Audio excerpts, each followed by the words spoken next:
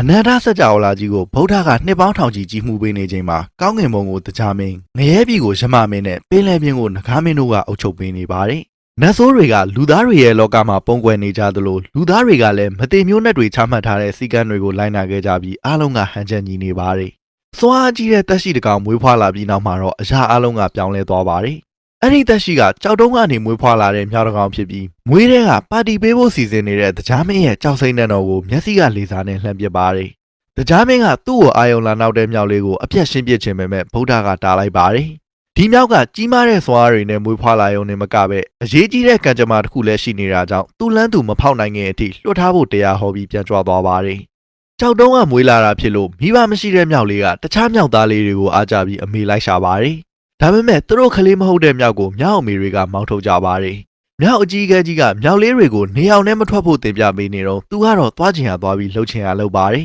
။နေအောင်နဲ့မထွက်ခိုင်းရတဲ့အကြောင်းရင်းကတော့ရေတကွန်ထဲမှာနေတဲ့မကောင်းဆိုးဝါးကြီးတစ်ကောင်ကြောင့်ဖြစ်ပါတယ်။သူကရှေ့ကလမ်းပြတော့တခြားမြောက်လေးတွေကလည်းနေအောင်နဲ့လိုက်ထွက်လာတဲ့အခါမှာမကောင်းဆိုးဝါးကြီးကမြောက်လေးတစ်ကောင်ကိုဖမ်းသွားပါတယ်။အဲဒါကြောင့်သူ့ကိုမြောက်တွေအားလုံးကမောင်းထုတ်လိုက်ပြီးတင်းခွဲမြောက်တစ်ကောင်ဖြစ်လာပါတယ်။ကြောက်တုံးမြောက်ကသူ့ကိုတခြားမြောက်တွေပြန်လက်ခံဖို့အတွက်ရေတကွန်ထဲကမိစ္ဆာကြီးကိုတိုက်ခိုက်ဖို့နင်းနှင်းညံ့ညံ့လေ့ကျင့်ပါတယ်။တနေ့မှာတော့မြောက်ကလေးတွေစီကိုမိစ္ဆာကြီးရောက်လာချိန်မှာကြောက်တုံးမြောက်ကသူ့လေ့ကျင့်ထားတဲ့အတိုင်းအုံသီးတွေနဲ့တိုက်ခိုက်ပါတယ်။ဒါပေမဲ့မိစ္ဆာကြီးကမဖြုံမဲ့မြောက်လေးတစ်ကောင်ကိုထပ်ဖမ်းသွားပါတယ်။မင်းလိုမြောက်တစ်ကောင်ကအစွမ်းထက်တဲ့မိစ္ဆာကြီးကိုဘယ်လိုလုပ်နိုင်မှာလဲလို့မြောက်အဖိုးကြီးကပြောတော့မြောက်လေးတွေကသူတို့ကြားဘူးတဲ့ပုံမြင်တွေကနဂါမင်းစီကလက်နက်နဲ့ဆိုနိုင်နိုင်တယ်လို့ဝင်ပြောကြပါတယ်။ကြောက်တုံးမြောက်ကလည်းလက်နက်ယူဖို့အတွက်နဂါပြည်ကိုသွားပါတယ်။ရေအောင်နဂါပြည်ကိုသွားရင်မြောက်တစ်ကောင်အနေနဲ့တေမာပဲလို့မြောက်အဖိုးကြီးကထင်ပေမဲ့တာမန်မြောက်မဟုတ်တဲ့ကြောက်တုံးမြောက်ကတော့အေးဆေးပဲလျှောက်သွားပါတယ်။အဲ့ချိန်မှာနဂါမင်းကသူ့တိုင်းပြည်ရဲ့ရတနာဖြစ်တဲ့မဟာတိုင်ကြီးရဲ့အစွမ်းနဲ့ကဘာမြေပေါ်ကတရဝါတွေကိုအနိုင်ယူဖို့အတွက်ပြင်ဆင်နေပါတယ်။မဟာတိုင်ကြီးရဲ့အစွမ်းနဲ့ဆိုကဘာမြေပြင်တစ်ခုလုံးကိုရေလွှမ်းသွားစေလောက်တဲ့မုန်တိုင်းတွေကိုဖန်တီးနိုင်ပါတယ်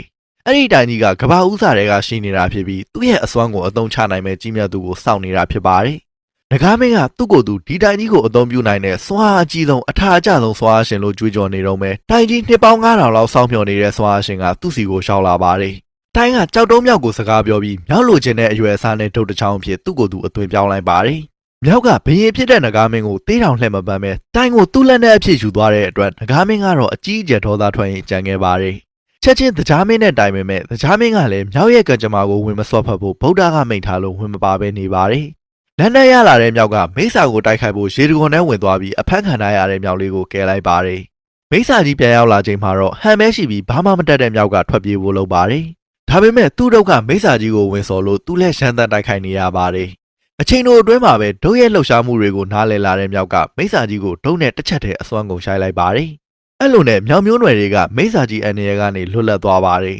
။သူတို့ရဲ့ကျေးဇူးရှင်ကြောက်တုံးမြောက်ကိုလည်းဘရင်အဖြစ်တင်မြှောက်လိုက်ပါတယ်။သူ့ကိုကြီးများတဲ့မြောက်အဖိုးကြီးကတော့စွာကြီးမားတဲ့တို့ကိုစွာကြီးမားတဲ့နမင်းတွေပဲကြိုက်တင်တာလို့ဝင်ပြောပါတယ်။ဉာဏ်ကြီးရှင်မြောက်မင်းကတော့သူ့ကိုနတ်ဖျားဖြစ်တဲ့နယ်လို့အကြံပေးတယ်ထင်သွားပါတယ်။သူသာကောင်းကင်ဘုံမှာနေတဲ့မတိမျိုးနမင်းဖြစ်ရင်လှုပ်ချင်တာလှုပ်လို့ရမယ်ဆိုပြီးနတ်လှုပ်ဖို့ဆုံးဖြတ်လိုက်ပါတယ်။မြောက်အဖိုးကြီးကတော့မိစ္ဆာတကောင်လောက်တက်ရုံနဲ့နတ်မဖြစ်နိုင်ပဲသူတို့အတန်းရှင်းရဖို့တော့အကောင်100လောက်တက်ရမယ်လို့ပြောပါတယ်။နတ်ဖြစ်ချင်တဲ့မြောက်မင်းလည်းဒီနေ့ကစပြီးနတ်ဆိုး100ပြည့်အောင်တက်ဖို့ဆုံးဖြတ်လိုက်ပါတယ်။အဲ့လိုနဲ့ကဘာပေါ်မှာရှိသမျှမိစ္ဆာတွေကိုလိုက်နှိမ်နှင်းပြီး69ကောင်ကိုအနိုင်ယူပြီးမှနောက်ဆုံးတစ်ကောင်ကိုနှိမ်နှင်းမိုးလိုက်ရှာရင်ရွာတရွာကိုရှောက်လာပါတယ်။သူ့ကိုယ်သူမသိသူမရှိတဲ့သူရဲကောင်းကြီးတယောက်လိုမိတ်ဆက်နေပေမဲ့ရွာသားတွေကတော့ဘဲကမှမသိတဲ့မြောက်ကိုမောင်းထုတ်ကြပါတယ်။သူတို့ကမိစ္ဆာကိုအမြဲတမ်းကလေးတွေဆက်သားနေရလို့ဒုက္ခရောက်နေကြပေမဲ့ဒုက္ခိုင်ထားတဲ့မြောက်လောက်ကိုတော့အထင်မကြီးဖြစ်နေတော့မယ်။လင်းလို့ခေါ်တဲ့ကောင်မလေးတယောက်ကဒီမြောက်ဘရင်ဟာဒန္တာအီလာသူရဲကောင်းကြီးဖြစ်ကြောင်းဘလောက်စွာအကြီးကြောင်းတွေအမုန်းတင်ပြီးဂုံတော်မျိုးမျိုးနဲ့တခန့်တနမိတ်ဆက်ပေးလိုက်ပါတယ်။အပြောကောင်းတဲ့သူကြောင့်ရွာသားတွေလည်းရှုံးသလိုလိုရှိလာပါတယ်။နောက်ဆုံးမှာတော့မိစ္ဆာကိုမြောက်ကနိုင်လဲအမျက်မိစ္ဆာကအာယုံနောက်စရာမြောက်ကိုစားသွားလဲအမျက်ဆိုပြီးမိစ္ဆာကြီးကိုနှိမ်နှင်းခိုင်းလိုက်ပါတယ်။အဲ့ချိန်မှာပဲမိမိစ္ဆာကရွာသားတွေဆက်တာထားတဲ့ကလေးကိုစားဖို့ရှောက်လာပါတယ်။မြောက်ဘရင်ကလည်းမိမိစ္ဆာကိုမြင်မြင်ချင်းဝင်ကြုံပါတယ်။မိစ္ဆာရဲ့မိလှန်ကိုတရားမင်းရဲ့ပလင်မှာစိုက်သွားအောင်တိုက်ခိုက်လိုက်လို့မိမိစ္ဆာလည်းအရင်နှိမ်သွားပါတယ်။ဒါပေမဲ့သူတို့တိုက်ခိုက်နေရင်တရွာလုံးကိုမိရှို့လိုက်မိတာကြောင့်ရွာသားတွေကကျေးဇူးမတင်ချင်းနဲ့ပဲကျေးဇူးတင်လိုက်ရပါတယ်။လင်းကမြောက်ရဲ့တပည့်ဖြစ်ချင်လို့သူ့ကိုရွာသားတွေအထင်ကြီးအောင်ဝိုင်းပြောပေးခဲ့တာဖြစ်ပေမဲ့မြောက်ကတော့ဘာလက်ထောက်မှမလို့ခြင်းပဲတကူတော်သူရဲကောင်းပဲလှုပ်ချင်ပါတယ်။တစ်ဖက်မှာနဂါမင်းကသူ့ရဲ့မဟာတရိုင်းကြီးကိုပြန်ယူဖို့အတွက်ရေချိုးကန်စီပြီးကုန်းပေါ်တက်လာပါတယ်။နဂါတွေကရေထဲမှာမဟုတ်ရင်ရေတက်ခန်းချောက်ပြီးအရေခွန်တွေခွာကြကုန်လို့ရေချိုးကန်တဲ့လာရတာဖြစ်ပါတယ် မြောက်ကတော့ဒုတ်ကိုယူလာတဲ့ကငကားမင်းပိုင်ဖန်တော်မသိသလိုစိတ်လဲမဝင်စားလို့ပြန်မပေးပဲမောင်းထုတ်ပါတယ်။သူကသူ့ရဲ့ဒုတ်ကိုမျက်စိအောက်ကအပြောက်မခံနိုင်လောက်အောင်တန်ဖိုးထားကြောင်းပြောနေတော့ငကားမင်းရဲ့တပည့်နှစ်ယောက်ကခိုးသွားပါတယ်။မြောက်ကဒုတ်ပြန်ယူဖို့နောက်ကလိုက်သွားပြီးနှစ်ဖက်အကြီးအကျယ်ထုတ်လူကြပါတယ်။သူတို့နှစ်ယောက်လက်ကလွတ်ကြကြံခဲ့တဲ့ဒုတ်ကိုလင်းကကောက်လိုက်ပါတယ်။ကောက်ရတဲ့ဒုတ်နဲ့မြောက်ကိုမျက်နှာလုပ်ပြီးသူ့ကိုလက်ထောက်အဖြစ်အလုပ်ပေးဖို့ထပ်တောင်းဆိုပါတယ်။မြောက်ကတော့တကူတဲ့ဟီးရိုးပဲလှုပ်ချင်လို့မောင်းထုတ်ပေမဲ့လင်းကအတင်းတွယ်ကပ်နေပြီးမြောက်နောက်ကိုတစ်ခေါက်ခေါက်လိုက်နေပါတယ်။မိစ္ဆာတရားကိုနှိမ်နှင်းပြီးပြီဖြစ်ပေမဲ့သူမျောလင့်ထားသလိုတရားမင်းကနတ်ပြည်မှာနေဖို့မဖိတ်ခေါ်တာကြောင့်မြောက်ကတင်းနေပါတယ်။နတ်ဖြစ်ဖို့ဆိုမတိမျိုးဖြစ်ဖို့လဲလိုသေးတယ်လို့ဒုက္ခအကြံပေးပါတယ်။မတိမျိုးဖြစ်ဖို့ဆိုတင်းကြိုင်းတစ်ခုကိုသွားဖို့လိုတယ်လို့ဒုက္ခပြောတော့စာမဖတ်တတ်တဲ့မြောက်ကဘယ်လန်းကိုသွားရမှမသိဖြစ်နေပါတယ်။အဲ့ဒါနဲ့ပဲစာဖတ်တတ်တဲ့လင်းကိုမခေါ်ခြင်းနဲ့လက်ထောက်ခံလိုက်ပါတယ်။မတိမျိုးဖြစ်ဖို့အတွက်တင်းကြိုင်းတစ်ခုကနေတဆင့်အရင်ဆုံးငရဲကိုသွားရမှာဖြစ်ပါတယ်။လူသေးနဲ့တူအောင်ပြာတွေနဲ့ရုပ်ဖြတ်ပြီးငရဲတဲ့ကိုရောက်တော့ရှမမင်းစီကနေသူ့ရဲ့သေစင်းကိုတောင်းပါတယ်။ဒါပေမဲ့ရှမမင်းကမပေးတာကြောင့်မြောက်ကငရဲပြည်ရဲ့တာဝန်သိတေသူတယောက်အနေနဲ့ငရဲပြည်ကိုတက်ရှိတယောက်ရောက်နေရဆိုပြီးသူ့လက်ထောက်လင်းကိုထိုးကြွေးလိုက်ပါတယ်။ရှမမင်းလည်းတက်ရှိတွေငရဲတဲ့ဝင်လာလို့ဒေါသထွက်ပြီးစီကပ်ဖောက်တဲ့လင်းကိုလိုက်ဖမ်းပါတယ်။သူတို့တွေလှုပ်ရှုပ်နေတော့မြောက်ကသူ့ရဲ့သေစင်းစာလိပ်ကိုလိုက်ရှာပါတယ်။လင်းကလည်းအသက်ဘေးကနေလို့ရေသူဟာတေးပြီးသားဖြစ်ကြောင်းကိုရှိသမျှတေးနီးတွေအားလုံးနဲ့ရှမမင်းရှုံအောင်ပြောပါတယ်။ငတုံးမဟုတ်လို့တော့ငရဲပြည်ရဲ့ဘယင်လုံနေတဲ့ရှမမင်းကလည်းရှုံသွားလို့လှုပ်ပေးလိုက်ပါတယ်။မြောက်စီကိုလိုက်သွားပြီးကို့အဖွဲ့သားကိုထားခဲ့လို့ရန်တွေးပါတယ်။မြောက်ကတော့သူ့အဖွဲ့သားမဟုတ်ပဲခိုင်းညီရခိုင်းမိုးခံထားတဲ့လက်ထောက်လို့ပြောပြီးသူ့ရဲ့တေးစရင်ကိုလိုက်ရှာခိုင်းပါတယ်။ငရဲမင်းကမြောက်ကိုကိုပွားနေနဲ့တိုက်ခိုက်တော့မြောက်ကလည်းသူ့စပင်ကနေမြောက်ကိုပွားတွေထုတ်လိုက်ပါတယ်။လင်းကမြောက်ရဲ့စာလေးကိုတွေးတော့မြောက်ကသူ့ကိုယ်သူတေးစရင်ထဲကနေငရဲမင်းရဲ့စုပ်တံနဲ့ဖြတ်လိုက်ပါတယ်။မြောက်ကမတေမျိုးဖြစ်သွားလို့ဥမျိုးနေတော့မှငရဲမင်းကအခြေအနေဆိုးဝါးလို့တရားမင်းကိုဆက်သွယ်ပါတယ်။သူဘာမှမပြောရသေးခင်မြောက်ကချောင်းဝင်ပြီးသူဟာမတေမျိုးဖြစ်သွားပြီဖြစ်လို့နမင်းရာထူးပေးဖို့ပြောပါတယ်။တရားမင်းကတော့အိုပြီးမတေတော့တာမှန်ပေမဲ့သူများတဲ့ရင်တေနိုင်သေးတာကြောင့်မတေမျိုးတော့ဝပဲဖြစ်သေးတယ်လို့ပြန်ပြောလိုက်ပါတယ်။မတေမျိုးဖြစ်နေကထာဝရအသက်စာအုပ်ထဲမှာပါမှန်းသိတာနဲ့မြောက်နဲ့လင်းတို့ကစာအုပ်ကိုယူပြီးငရဲကနေအမြန်ထွက်ပြေးပါတယ်။မတေမျိုးအစ်စ်ဖြစ်ခြင်းမော်မမွန်ဒီကိုစားရမယ်လို့စာအုပ်ထဲမှာရှိထားပါတယ်။အဲ့ဒီအသီးကလည်းမော်ဝင်ဥယျာဉ်ထဲမှာပဲရှိတာဖြစ်ပါတယ်။မြောက်ကမော်ဝင်ဥယျာဉ်ရဲ့တီနေရာကိုရှာခိုင်းထားတော့လင်းကနဂါးမင်းကိုဆက်သွယ်လိုက်ပါတယ်။တကယ်တော့လင်းကနဂါးမင်းနဲ့အပေးအယူလုပ်ထားတာဖြစ်ပါတယ်။မြောက်က69ယောက်မြောက်မိစ္ဆာကိုနှိမ်နှင်းပြီးချိန်လောက်မှလင်းကသူတို့ရွာမှာမိုးခေါင်ရေရှားဖြစ်ပြီးပြည်သူတွေအငတ်ဘေးဆိုင်နေလို့နဂါးမင်းစီမှာမိုးရွာပေးဖို့ဆူတောင်းခဲ့ပါတယ်။တိုက်တိုက်ဆိုင်ဆိုင်ပဲနဂါးမင်းကမြောက်စီကတုတ်ကိုပြန်ယူဖို့လာရင်သူ့အိမ်သားကဖြတ်သွားတာနဲ့တိုးပါတယ်။နဂါးမင်းကြီးကသူ့ဆူတောင်းတဲ့ကြားပြီးသူတို့ရွာကိုလာခဲ့တယ်လို့လင်းကထင်လိုက်ပြီးအသေးအတန်ကျေးဇူးတင်နေပါတယ်။နဂါးမင်းကလည်းမြောက်စီကတုတ်ကိုယူပေးနိုင်ရင်ရွာကိုမိုးရွာအောင်လုပ်ပေးမယ်လို့လမ်းကြုံအပေးယူလုပ်လိုက်ပါတယ်။အဲဒါကြောင့်လင်းကမြောက်နောက်ကိုတကားကောက်လိုက်ပြီးဒုတ်ကိုခိုးဖို့ချောင်းနေတာဖြစ်ပါတယ်။လက်ရှိမှာတော့နဂါးမင်းကသူ့လှုပ်ထားတဲ့ဥယျာဉ်အတူစီမြောက်ကိုခေါ်ခဲ့ဖို့လင်းကိုမှာလိုက်ပါတယ်။လင်းကလည်းနဂါးမင်းအစိတ်တုပ်ထားတဲ့မတ်မွန်သီးတွေရှိတဲ့ဥယျာဉ်ကိုခေါ်သွားပါတယ်။ရုပ်တိရှိအောင်မတ်မုံမင်တွေအများကြီးထားရပေမဲ့အပေတပင်စာပဲအစိတ်ရှိလို့တပင်တဲကိုပဲရွှေ့စားမိအောင်မိမောင်းထုတ်ပြထားပါတယ်